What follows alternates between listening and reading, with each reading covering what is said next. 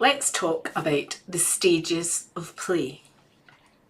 But I love to talk about theory and thinking with materials. So today I'm going to use my big tray of loose parts. So I've got all of these materials that I am going to share in the play today that I've taken off of my table here.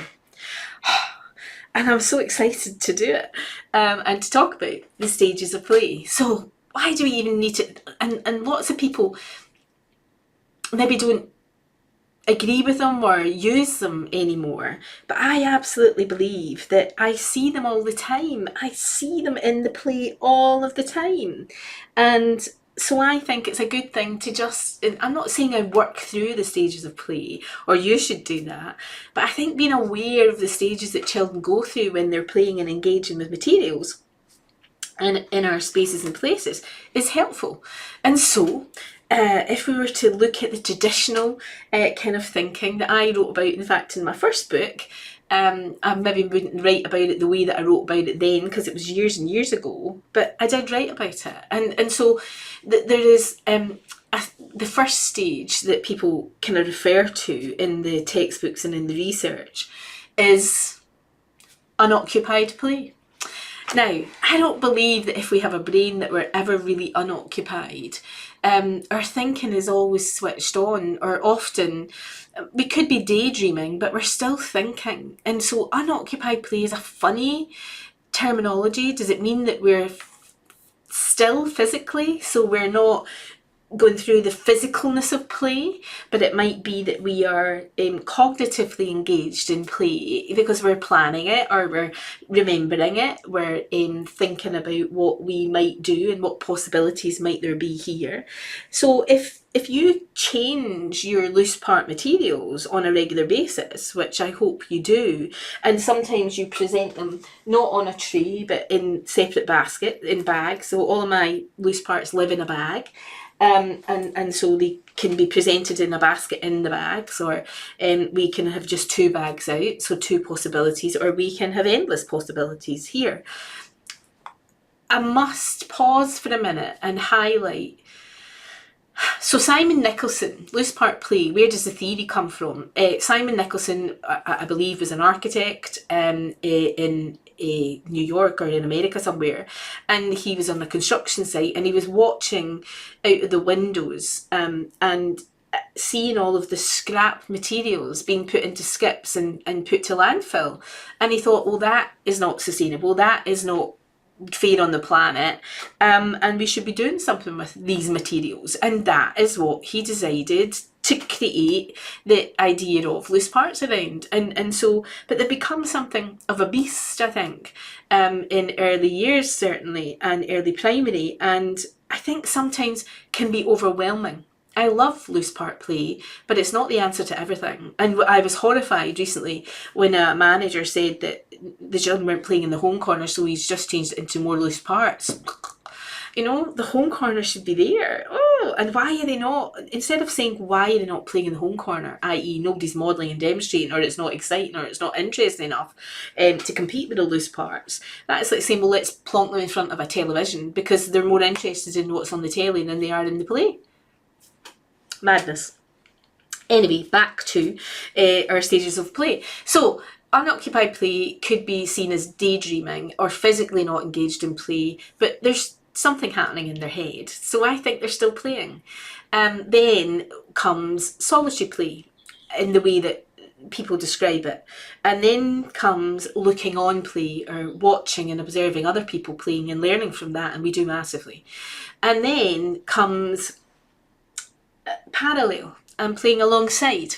Yeah, I'm playing alongside, but I am not ready to share and take turns, and I'm not associating with anybody. So I might find myself at the sand tray or at the loose part table, at the sensory table with all these loose part bits in it with 6 other children, and I'm a bit overwhelmed by that, but I'm going to just play in this little spot here. And so I am not ready yet. I'm in parallel. And I'm comfortable standing here but don't ask me anything and don't, you know, expect me to share. And then I begin to notice that this little person next to me is doing something interesting, and so I might add something or say, well, we put this one here. So I start to be brave enough and affiliate with my fellow players and start to go in from parallel into associate and association with the children around me. And then we start to play alongside and work together. And so that is a journey. That is a challenge for some children. And we need to set up and model that happening in our playrooms. And doing it with loose parts is brilliant. And so in my loose parts today, I have beautiful little blocks. So lots of little iridescent, translucent. Are they translucent? Are they iridescent? Are they transparent? Oh, they're transparent. I can see right through them and I can see exactly what's at the other side. Yeah, so they are transparent. And there you go, there's a lovely word. Oh, and similar to those, I have these resin materials here, which that is not transparent. That middle bit is transparent, but this isn't even translucent. I can't see anything. It's not even, I just can't see through it. It's iridescent and it is just glorious. And so what can I do with these loose parts? How can I use them together?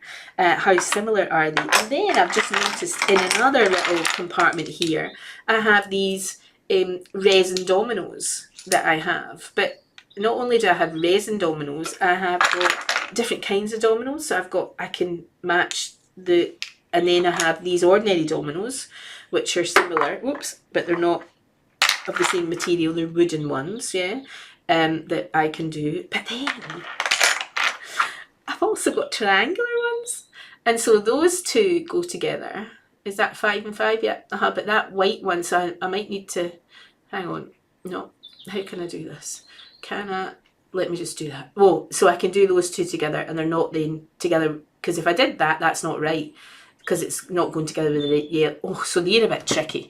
They're a bit challenging. Now, the children might not use them as dominoes, but they're there and could be that think I'm going to play with loose parts, but actually that's making me think about something different, as are my little pebbles. So we put lots of different pebbles out, but these pebbles, and these are natural lines. We haven't painted them on, although you can paint them on. But this set here can start to build together and build a pathway, and if they choose to do that and not just use them.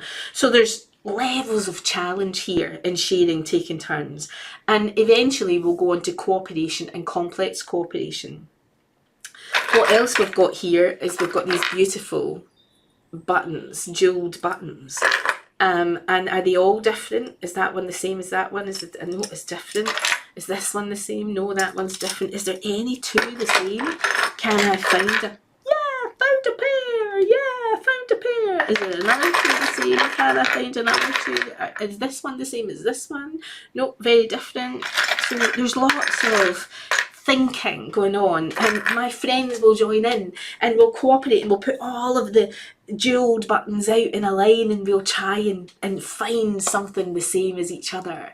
And so this invitation, we've also got these little alphabet materials here that we've put out. So the loose parts can be, these are not really loose parts, but we'll put them in the loose parts. And our little people, we love mixing that up. So we've got Jackson Pollock here, we've got another artist, we've got another artist, so we've got 3 artists out in our small world. And we've got 2 wee guys, 2 gnomes with those. We've got a little duck and a little bear, I would say. And we've got a weasel and a fox, and we have our little purple guy from Guidecraft, and so there's hundreds of possibilities in this, and I can play on my own, so I can solitude, I can stand in awe and be unoccupied, but I'm actually thinking. I can play alongside, I can associate with the other children, I can share, I can take turns, I can develop language, I can develop maths, I can develop, how high, how broad, how can we balance, does that roll? So, these people roll brilliantly, but they kind of go in a circle. And so there's lots to be discovered and investigated. So I'm doing science as well. So I've got science, I've got maths, I've got language, I've got certainly, I've got pincer grip, tripod grip, I've got in-hand manipulation, I'm going to position them all. So we're doing gross motor skills and fine motor skills, and luscious language is going to come out of it while I'm learning to socialise and go through the stages of play that I need to do at 2, at 3, at 4, at 5. And so if our offer, that's quite close together, and really one child at each side of the 4 there, if it's in the table, then I've only got 3 because one side is to the table. So putting it on the floor, or putting lots of little baskets of the loose parts, or putting them out in their little bags, and then they don't know what they're going to make a discovery as well, so they have to unzip it to find out what's in that loose part kit and that loose part collection today, to go on their thought journey. And so that process of engagement, that deep, rich thinking about, will I do this on my own? Do I need another person to do it with me? Do I want another person to do it with me?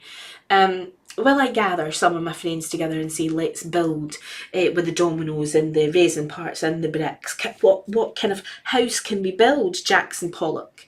What house can we build, the Yellow Wizard? And that's much easier with someone else. So I'm choosing to cooperate and collaborate and actually problem solve. So I'm complex cooperation here. He's making suggestions, I'm listening, I'm extending his idea, I'm giving a new idea, I'm echoing the comments of another friend.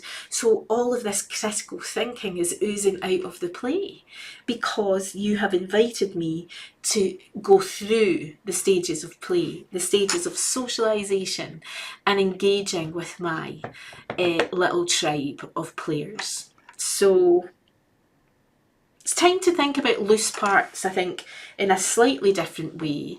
And it's time to really think about how are we presenting our materials to our children in order to help them to go through the different stages of thinking that play can offer.